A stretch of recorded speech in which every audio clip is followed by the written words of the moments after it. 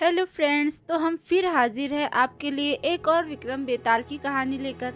अगर आप चैनल पर नए हैं तो लाइक और सब्सक्राइब जरूर कर दें।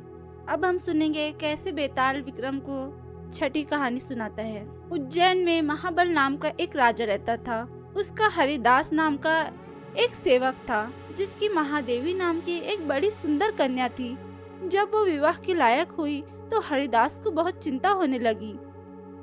इसी बीच राजा ने उसे एक दूसरे राजा के पास भेजा। कई दिन चलकर हरिदास वहां पहुंचा। राजा ने उसे बड़ी अच्छी तरह से रखा। एक दिन एक साधु हरिदास के पास आया, बोला, तुम अपनी लड़की मुझे दे दो। हरिदास ने कहा, मैं अपनी लड़की उसे दूंगा जिसमें सब गुण होंगे।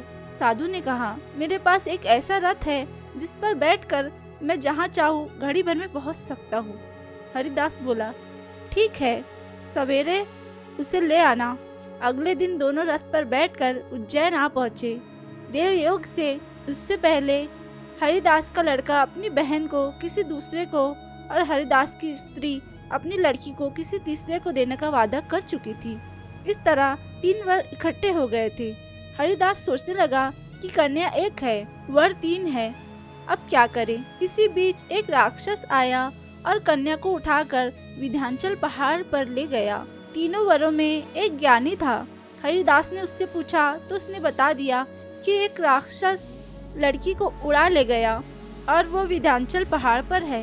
दूसरे ने कहा, मेरे रथ पर बैठकर चलो, जरा सी देरी में वहाँ पहुँच जाएंगे। तीसरा बोला, मैं शब्द वेदी तीर चलाना जानता हूँ, राक्षस को मैं मार गिराऊंगा। ये सब रथ पर चढ़कर विंध्याचल पहुँचे और राक्षस को मारकर लड़की को बचा लिया। इतना कहकर बेताल बोला, हे राजन, बताओ वो लड़की उन तीनों में से किसको मिलनी चाहिए। राजा ने कहा, जिसने राक्षस को मार गिराया उसको मिलनी चाहिए, क्योंकि उसने असली वीरता दिखाई है। बाकी 2 ने तो सिर्फ मदद की।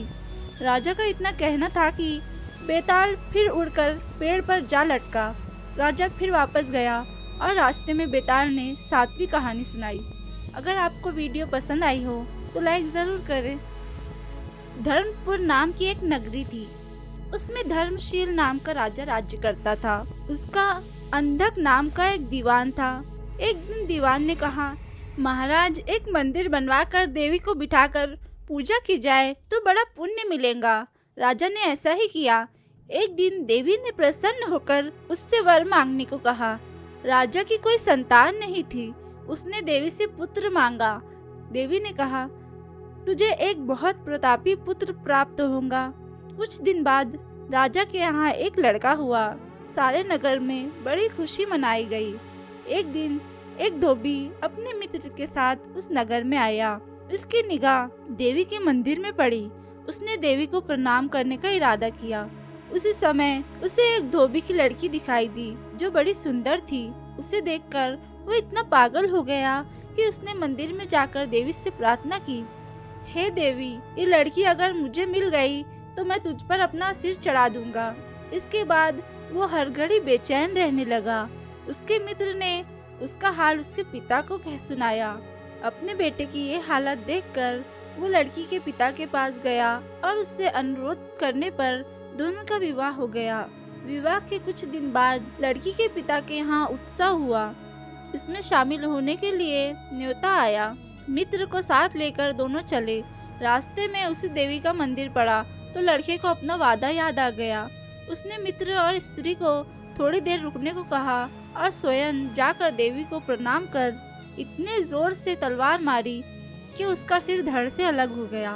देर हो जाने पर जब उसका मित्र मंदिर के अंदर गया तो देखता क्या है कि उसके मित्र का सिर धड़ से अलग पड़ा है। उसने सोचा, ये दुनिया बड़ी बुरी है।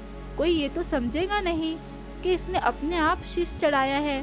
सब यही कहेंगे, इसकी सुंदर स्त्री को हड़पने के लिए मैंने इसकी गर्दन काट दी। इससे कहीं मर जाना अच्छा होगा। ये सोच उसने तलवार लेकर अपनी गर्दन उड़ा दी। उधर बाहर खड़ी खड़ी स्त्री हैरान हो गई तो वो मंदिर के भीतर गई। देखकर चकित रह गई। सोचने लगी कि दुनिया कहेंगी ये बुरी औरत होंगी, इसलिए दोनों को मार आई। इस बदनामी से तो मर जाना अच्छा होगा। ये सोच उसने तलवार उठाई और जैसे ही गर्दन पर मारनी चाही, देवी ने प्रकट होकर उसका हाथ पकड़ लिया और कहा, मैं तुझ पर प्रसन्न हूँ, जो चाहे सो मांगो। स्त्री बोली, हे देवी, इन दोनों को जिला दो। देवी ने कहा, अच्छा, तुम दोनों के सर मिलाकर रख दो। घबराहट में स्त्री ने सर जोड़े तो गलती से एक का सिर दूसरे के धड़ पर लग गया। देवी ने दोनों को जिला दिया। अब वे दोनों आपस में झगड़ने लगे। एक कहता था कि ये मेरी स्त्री है, दूसरा कहता मेरी। बेताल बोला, हे राजन, बताओ ये स्त्री किसकी हुई? राजा ने कहा, नदियों में गंगा उत्तम है, पर्वतों में सुमेरु, वृक्षों में कल्प वृक्ष और अंगों में सिर। इसलिए जिस शरीर पर पति का सिर लगा हो वही पति होना चाहिए। इतना सुनकर बेताल फिर पेड़ पर जा लटका और राजा फिर उससे लेने के लिए लौटे। अगर आपको हमारी कहानी पसंद आई हो तो हमारे चैनल को सब्सक्राइब ज़रूर करें।